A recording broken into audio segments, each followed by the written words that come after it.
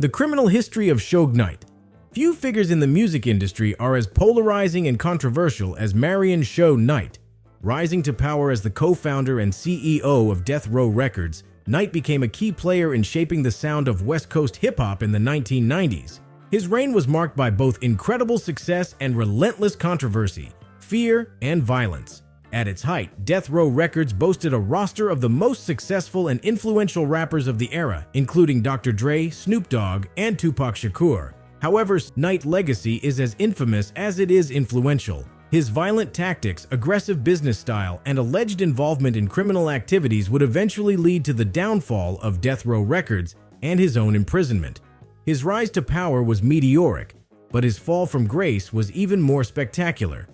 Today, Knight is serving a 28-year prison sentence, yet his shadow still looms large over the music industry and the unsolved murders of Tupac Shakur and the Notorious B.I.G., two of the most famous figures in hip-hop history. This comprehensive look at Knight's life explores his early years, rise to prominence, role in the East Coast-West Coast feud, personal battles, and eventual downfall. Marion Knight Jr. was born on April 19, 1965 in Compton, California, a city notorious for its gang violence, economic struggles, and deep ties to the burgeoning West Coast hip-hop scene. Despite growing up in this tough environment, Knight initially seemed to avoid the path of street life that ensnared so many of his peers. He excelled in sports, particularly football, and was a standout player at Linwood High School. His talent on the football field earned him a scholarship to play for the University of Nevada, Las Vegas, UNLV. While at UNLV, Knight's imposing 6 feet 2 inches and 265 pounds frame made him a formidable force on the field. His football career culminated in a brief stint in the NFL, where he played as a replacement player for the Los Angeles Rams during the 1987 players' strike. However, Knight's football career never took off, and after his short-lived time in the NFL, he turned his attention to the entertainment industry, working as a bodyguard for prominent figures like singer Bobby Brown. It was in this capacity that Knight began to make crucial connections in the music business, and his ambition soon outgrew the role of a bodyguard. He wanted to control the industry, not just work in it. Knight's entry into the music business was marked by the same aggressive tactics that would define his career. He founded his own music publishing company and quickly made headlines with a now infamous encounter involving rapper Vanilla Ice. According to Vanilla Ice, Knight and his associates forced him to sign over the royalties to his hit song Ice Ice Baby by using intimidation, allegedly hanging him by his ankles over a hotel balcony. Whether or not this story is fully accurate, the incident cemented Knight's reputation as a man who was not to be trifled with. He was willing to use any means necessary to get what he wanted, and this ruthless attitude would soon become a cornerstone of his business dealings. If you're enjoying this video so far, don't forget to hit the like and subscribe button. In 1991, Knight made his most significant career move by co-founding Death Row Records with Dr. Dre and the DOC. The label was born out of conflict, as Dr. Dre was embroiled in a legal battle with his former label, Ruthless Records, which was run by Eazy-E and Jerry Heller. In typical fashion, Knight allegedly used threats and intimidation to secure Dre's release from his contract, thus paving the way for the creation of Death Row. The partnership between Knight and Dre was electric. While Knight handled the business side of things, Dre provided the musical genius that would revolutionize the rap game. Death Row's first major release, Dr. Dre's The Chronic 1992, was a defining moment in West Coast hip-hop.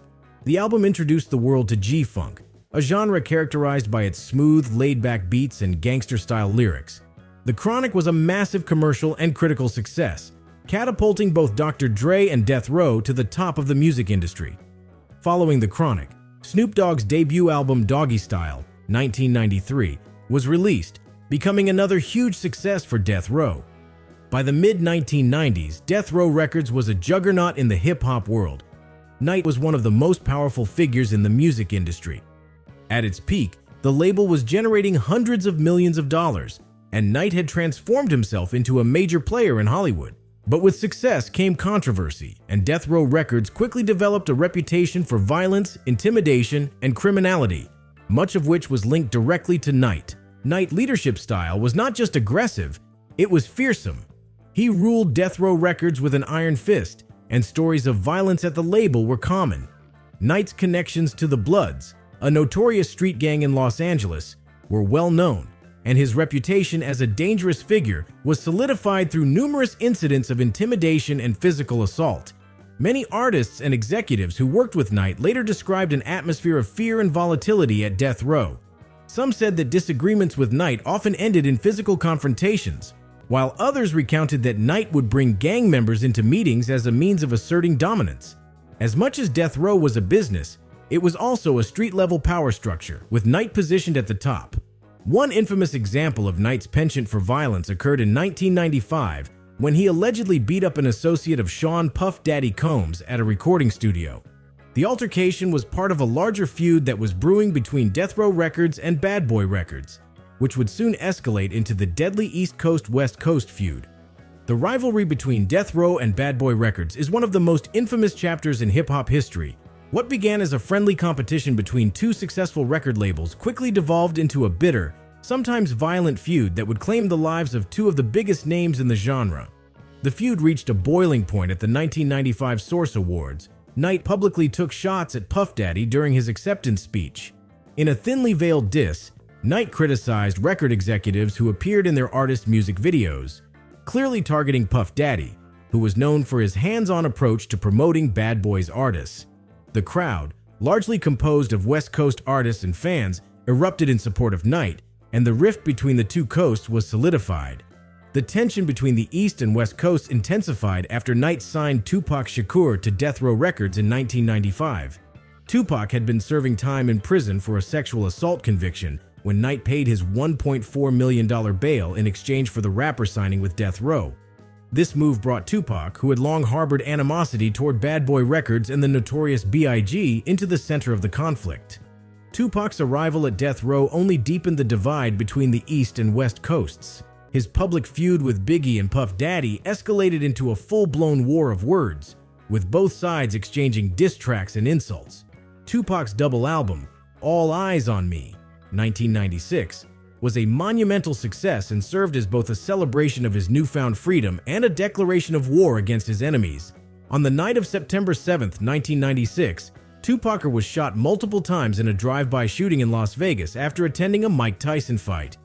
Knight was driving the car in which Tupac was a passenger, and although Knight was grazed by a bullet, Tupac's injuries were far more severe.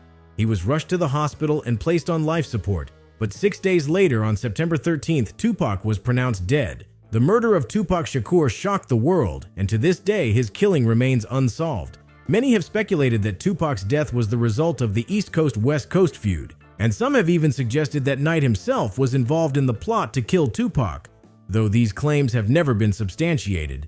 Just 6 months after Tupac's murder, the notorious B.I.G. was also killed in a drive-by shooting in Los Angeles on March 9, 1997. Like Tupac's murder, Biggie's killing remains unsolved, and many believe the two deaths are linked, though no conclusive evidence has ever been found to prove this connection. The murders of Tupac and Biggie marked the end of an era in hip-hop, and for Death Row Records, the loss of its biggest star was a blow from which the label would never recover. Knight's involvement in the fight that occurred just before Tupac's shooting led to serious legal consequences for the music mogul.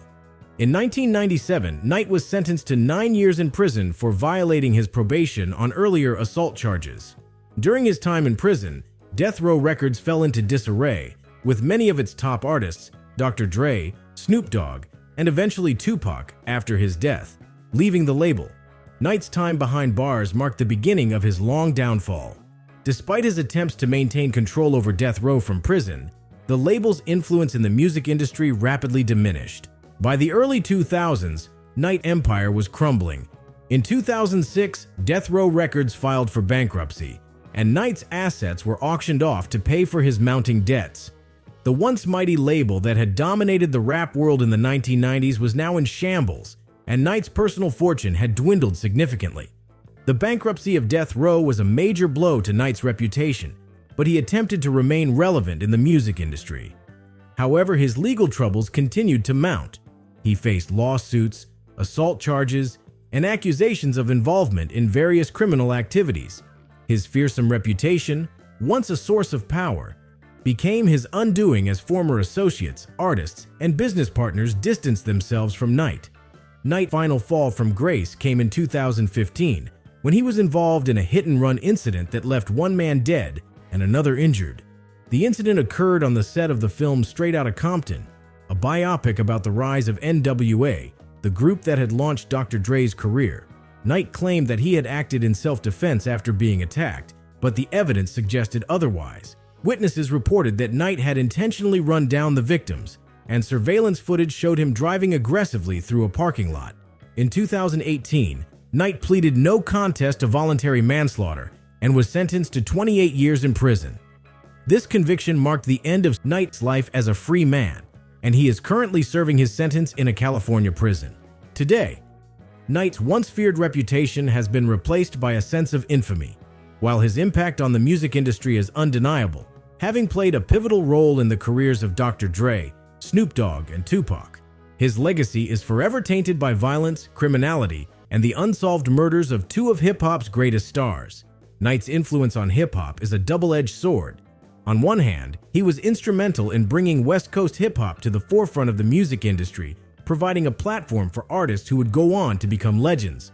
On the other hand, his methods and the culture of violence that he fostered contributed to a dark chapter in hip-hop history. In recent years, Knight has become a symbol of the destructive nature of fame and power. His life story serves as a cautionary tale, highlighting the consequences of unchecked ambition, the lure of the music industry, and the often violent realities of street culture. Despite his many legal troubles and the controversies surrounding him, Knight's influence on hip-hop culture endures. Many artists still cite Knight's impact on the genre, acknowledging that he helped define the sound and aesthetic of West Coast hip-hop during its golden era.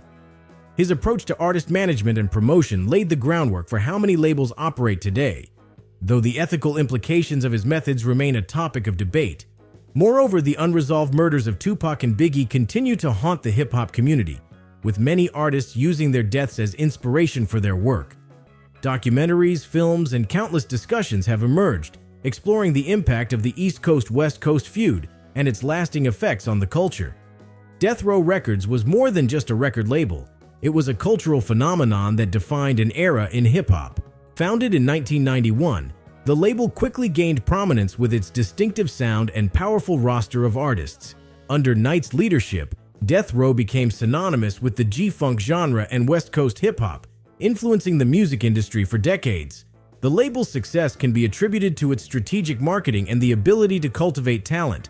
Knight recognized the commercial potential of hip-hop and aggressively pursued top artists, making Death Row a must-sign label. Dr. Dre's The Chronic and Snoop Dogg's Doggy Style not only dominated the charts, but also shaped the sound of an entire generation. Despite its success, Death Row was marked by controversy and scandal. The label was known for its violent atmosphere, with numerous incidents of physical altercations among its artists and associates. As the East Coast-West Coast feud escalated, Death Row became a battleground for rivalries, leading to a series of public disputes, diss tracks, and confrontations that contributed to the overall tension in the hip-hop community. Knight's rise to power can be attributed to his relentless ambition and willingness to operate outside conventional boundaries. He became a self-made mogul, often using intimidation and violence as tools to secure his place in the industry. While this approach initially brought him success, it also planted the seeds for his eventual downfall. Knight's management style alienated many artists. The fear-based culture he fostered created an environment of distrust and resentment. Talented musicians who were once excited to work with Death Row began to question their safety and the security of their careers. Many artists who had contributed to the label's success, like Snoop Dogg and Dr. Dre, eventually left due to Knight's aggressive tactics and their desire to avoid being associated with his violent lifestyle. Snoop Dogg, in particular, had a complicated relationship with Knight, expressing both admiration for his business acumen and concern over his ruthless methods. Their eventual split from Death Row marked a significant turning point for both the artist and the label. Dr. Dre's departure in 1996 after the release of All Eyes on Me and the subsequent dissolution of his partnership with Knight marked a pivotal moment for Death Row. Dre's exit left a gaping hole in the label's creative leadership, leading to a decline in quality and commercial success. The absence of these key figures eroded the label's credibility and reputation, leading to an inevitable decline. Knight's legal troubles were a consistent theme throughout his life.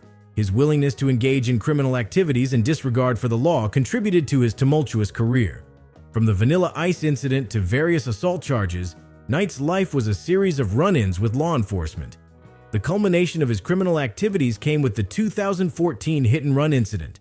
After an altercation on the set of a film in which he was involved, Knight fled the scene in his vehicle, striking 2 men and killing 1. This event became the tipping point in a long history of violence that would ultimately land him in prison. The aftermath of the hit-and-run incident was catastrophic for Knight. His arrest and subsequent legal battles tarnished his reputation and highlighted the destructive consequences of his choices. As he faced trial for murder and attempted murder, the music industry turned its back on him, leaving him isolated and without support. In 2018, Knight pleaded no contest to voluntary manslaughter, leading to a 28-year prison sentence. This sentence not only marked the end of his career, but also served as a stark reminder of the perils of his lifestyle. The East Coast-West Coast feud, largely fueled by Suge Knight's aggressive tactics, had lasting implications for hip-hop culture. The rivalry contributed to a culture of violence that permeated the music scene, leading to an environment where artists felt pressured to adopt aggressive personas and settle disputes through confrontation rather than dialogue.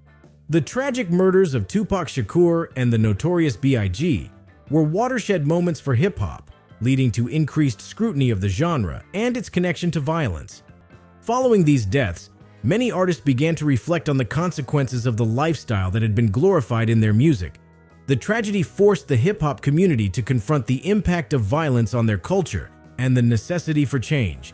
As the music industry evolved in the years that followed, the lessons learned from the East Coast-West Coast rivalry shaped the way artists approached their careers.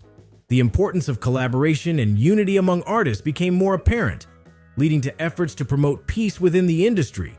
The introduction of initiatives such as the Stop the Violence movement sought to address the violence that had plagued the hip-hop community and foster a more supportive environment for artists. Nightlife serves as a cautionary tale about the dangers of power and the consequences of a violent lifestyle. His rise to the top of the music industry was fueled by ambition, but his methods ultimately led to his downfall. Knight's story highlights the complexities of success in the music business and the personal sacrifices that can come with it. In the years since his imprisonment, Knight's legacy has continued to provoke discussions about the intersection of violence and fame. Many have questioned whether his story is one of a misunderstood entrepreneur or a cautionary example of the dark side of the music industry. Regardless of the perspective one takes, it is clear that Knight's actions had a profound impact on the hip-hop community and the artists within it. As of now, Suge Knight remains incarcerated, with his future uncertain. In recent years, there have been discussions about potential documentary projects and biopics that aim to tell his story. However, the reception of these projects is likely to be mixed, as Knight's legacy is viewed through a complex lens of admiration, revulsion, and caution. In prison, Knight has reportedly engaged in writing and reflecting on his life, expressing remorse for his actions. There have been rumors about potential interviews and collaborations with filmmakers seeking to document his rise and fall. However, it remains to be seen whether Knight's story will be told in a way that does justice to the impact he had on the music industry, or whether it will simply serve to sensationalize his life. The story of Suge Knight is one of both triumph and tragedy. He was a man who had the world at his feet, only to lose it all through a series of bad decisions, unchecked power, and a thirst for control. His rise and fall serve as a reminder that in the world of fame and fortune, the line between success and destruction is often perilously thin. As Knight remains incarcerated, his legacy will continue to be debated and dissected. His impact on music is undeniable, but it is a legacy shadowed by violence and tragedy. In the end, Suge Knight's life is a complex tapestry of ambition, power, and consequences, one that will be studied and remembered for generations to come. If you enjoyed this video, don't forget to like, comment, and subscribe for more videos.